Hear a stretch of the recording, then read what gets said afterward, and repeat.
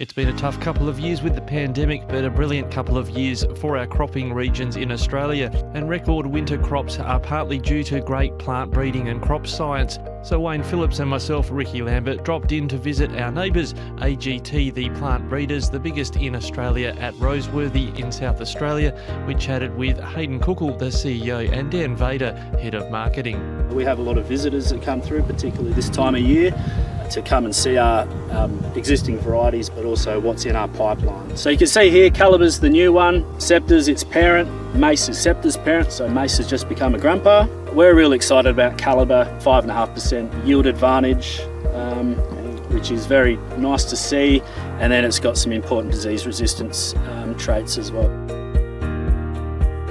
So this is a facility that's being used for all of our breeding programs. So between greenhouses, you're replicating different climate settings for different areas? Well, it's not so much about testing here, it's about creating the genetic variation. Yeah. But we do create different environments depending on the growth stage of the crop. So at night time when we see these lights on here, it's not the partying of the AGT group, no disco from the 1970s. Yeah, no, it's not that, it's about growing the plants, supplementing their light to simulate, instead of having 8-hour days, it's 14-hour days. We've got the changes in legislation in South Australia to come into line with WA and Victoria on genetic modification. Does that increase the, if you like, scientific research that you're doing in that area?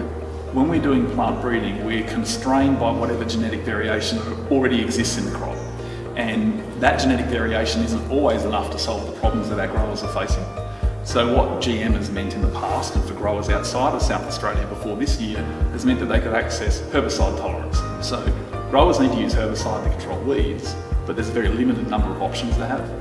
So by having herbicide tolerance, it enables them to be able to have some flexibility, and it's actually really good from a resilience point of view for